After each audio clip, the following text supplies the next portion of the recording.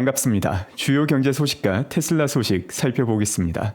오늘 PPI 지수가 발표되었는데 오늘 발표된 PPI 지수는 상당한 중요도를 가지고 있습니다. PPI 지수 혹은 생산자 물가 지수는 소비자에게 상품이 도달하기 전에 도매 또는 생산자 수준에서의 가격 변동을 의미합니다. 그렇기 때문에 PPI가 CPI에 선행하는 경우가 아주 많습니다. 이번 PPI가 중요한 이유가 예상치보다 훨씬 더 낮은 수치가 발표가 되었다는 점에서 상당한 의미를 가지고 있습니다. 예상치보다 낮을 뿐만 아니라 실질적인 수치를 본다 하더라도 지난 10년을 통틀어 보았을 때도 상당히 낮은 수치를 기록한 점에서 의미가 큽니다. 이 말은 앞으로 다가오는 CPI 혹은 인플레이션 자체가 더욱더 내려갈 가능성이 높음을 알려주는 내용이며 또한 경제가 생산자 수준에서 둔화되고 있는 첫 시그널이기도 합니다.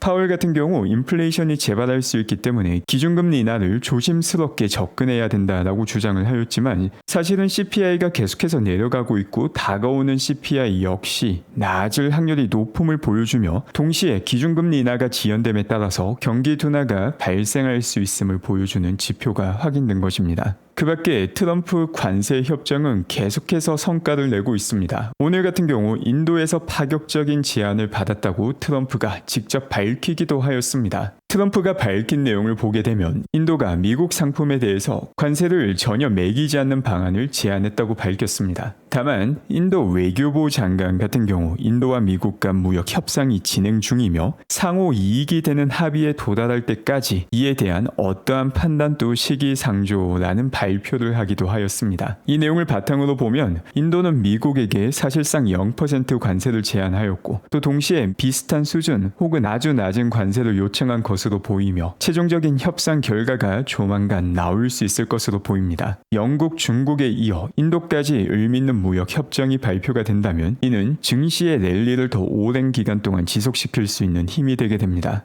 그 밖에 테슬라의 기관 보유 비율과 관련된 흥미로운 자료가 확인되고 있습니다. 지금 자료 같은 경우 핀텔에서 제공하는 자료입니다. 얼마나 많은 테슬라의 주식을 기관에서 보유하고 있는지를 나타내는데 이 자료 같은 경우 테슬라 주식 분할을 고려하지 않은 상태로 나오고 있는 자료입니다. 이를 보게 되면 최근 기관에서 보유하고 있는 테슬라의 주식 수가 사상 최고치를 이어나가고 있습니다. 그런데 여기서 재미난 점이 있습니다. 지난 3월만 본다 하더라도 JP 몰건 같은 경우 테슬라의 목표가를 낮췄습니다. 그런데 뚜껑을 열어보니 JP 몰건은 2025년 1분기에만 340만 주 이상의 테슬라를 매수하였습니다. 테슬라에 대해서 다양한 노이즈가 나오지만 기관에서도 이에 동조해서 테슬라에 대해 부정적인 전망 혹은 덜 긍정적인 전망을 제시하지만 뒤에서는 열심히 사고 있다는 걸 볼 수 있습니다. 지금 보시는 내용은 한 달 전 제가 올렸던 영상입니다. 피바다가 된 미국 시장 왜 지금 또 기회인가? 이 영상이 올라간 시점이 4월 4일이었습니다.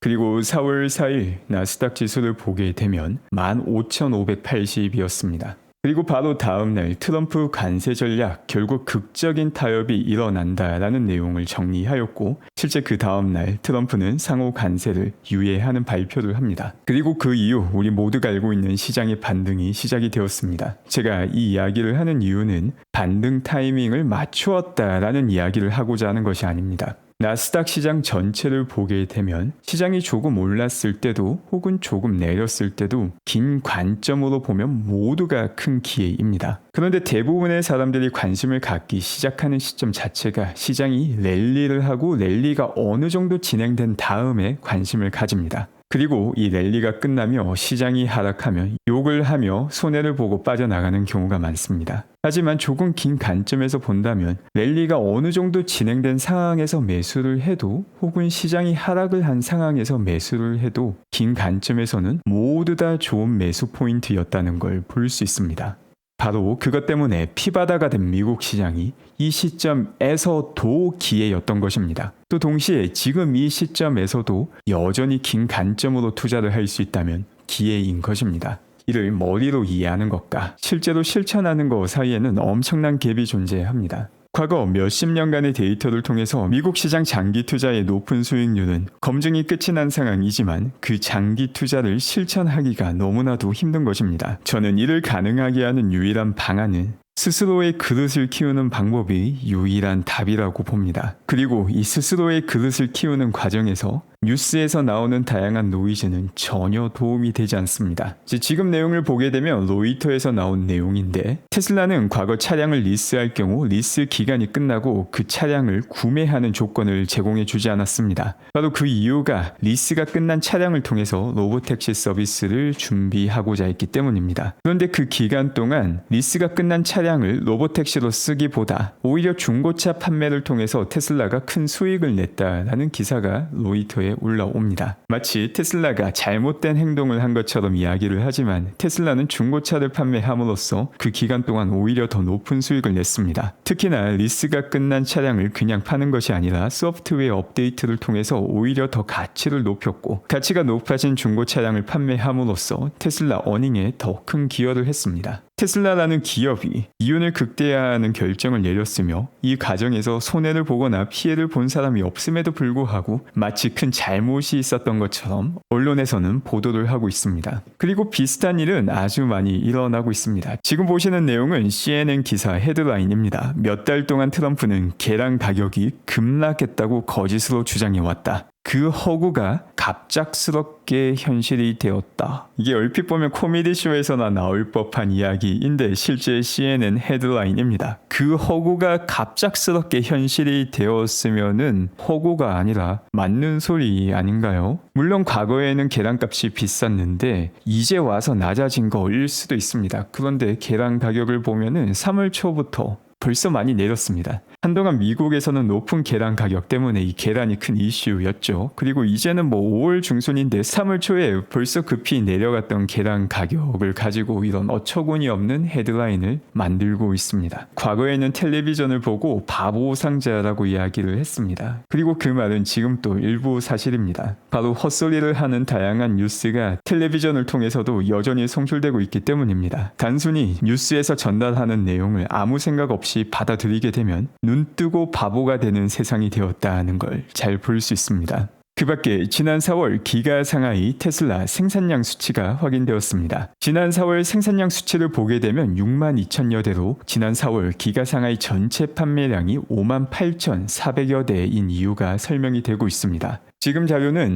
자료는 기가 상하이 생산량, 전체 판매량 그리고 재고까지 함께 보여주고 있습니다. 사실상 생산되고 있는 모든 제품을 판매하고 있으며 재고 역시 아주 낮은 수준으로 유지가 되고 있습니다. 테슬라의 재고를 다른 자동차 제조사의 재고와 비교하면은 그 수치가 반의 반도 되지 않는 수치입니다. 다만 그 안에서 테슬라 내부적으로 비교를 해보자면 매 분기 첫 번째 월, 두 번째 월은 재고가 조금 쌓이고 이렇게 쌓인 재고는 분기 마지막 월에 집중적으로 판매가 진행이 되게 됩니다. 이처럼 지난 4월 판매량이 예상보다 조금 낮았던 이유 자체가 모델 Y 리프레시 이후 생산량이 여전히 최고를 찍지 못했기 때문이다 라는 내용을 볼 수 있는데 일각에서는 이처럼 생산량이 급격히 회복되지 못한 이유가 모델 Y 업그레이드도 있지만 모델 Y와 똑같은 플랫폼을 공유하는 저가형 모델과 관련된 움직임이 기가 상하이에서 일어나고 있는 것 아니냐라는 추측도 나오고 있습니다. 그 밖에 아주 통쾌한 소식이 전해졌습니다. 바로 텍사스에서 지난 수요일 에벗 주지사가 법안 29호에 서명한 것입니다. 이 법안 29호의 주요 내용을 보게 되면 다른 주의 법률이나 법원 결정이 텍사스 사업법을 무효화할 수 없음을 명확히 하며 텍사스에 본사를 둔 기업의 내부 분쟁은 텍사스 법원에서 해결해야 한다는 조항을 문서에 명시할 수 있도록 허용했습니다. 또한 에벗 주지사 같은 경우 사업 결정은 선출되지 않은 판사가 아니라 선출된 임원과 주주들이 내려야 한다고 말했습니다. 바로 이 내용이 어제 정리했던 일론 머스크 보상안과도 관련이 있습니다. 2018년도에 통과되었던 일론 머스크 보상안을 지금 이 시점에서도 그대로 적용을 한다면 현재 테슬라 주가가 3,830불 이상이 되어야지 일론 머스크는 모든 보상을 받을 수 있게 됩니다. 그런데 2018년 일론 머스크 보상안이 통과가 되고 실제 이런 미친 주가 상승을 일론 머스크는 이끌어냈습니다. 이걸 다 이끌어내고 나니까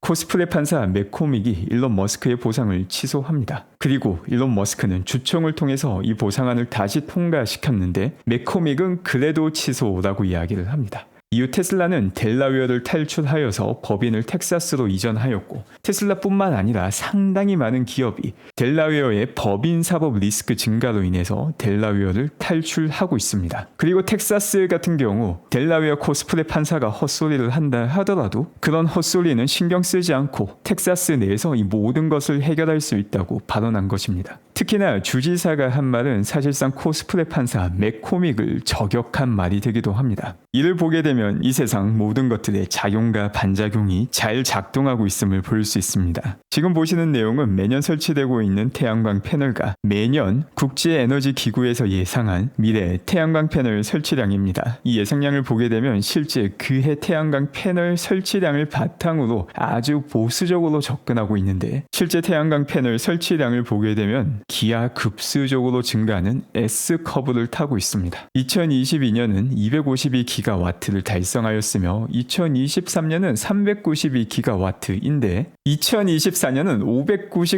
599기가와트입니다. 우리가 예상하는 수치와 현실 사이의 괴리가 얼마나 큰지를 잘 보여줍니다. 바로 이게 S커브를 타고 있는 산업에서 일어나는 일인데 태양광 패널의 폭발적인 성장은 테슬라와도 아주 밀접한 관련이 있습니다. 지금 보는 이 수치가 바로 테슬라 에너지 저장 장치의 미래의 성장 수치가 되는 것입니다. 에너지 저장 장치 매출을 보게 되면 지난 25년 1분기와 24년 1분기 거의 2배 가깝게 성장합니다. 그런데 태양광 패널의 성장 속도를 보게 되면 이런 2배 성장이 한동안 유지가 될 수밖에 없다는 걸 보여주며 테슬라가 괜히 기가 상하이 바로 앞에 메가 팩토리 공장을 지은 것이 아니고 바로 올해부터 본격적으로 생산을 해서 이번 2분기부터 상하이 메가 팩토리에서 생산한 메가팩이 인도가 되기도 합니다. 테슬라의 에너지 분야의 성장은 본격적으로 S커브를 타기 시작한 것입니다. 또한 이와 똑같은 일은 S커브를 타고 있는 모든 산업에 적용이 됩니다. 예상치는 아주 보수적으로 접근하지만 실제 뚜껑을 열어보니까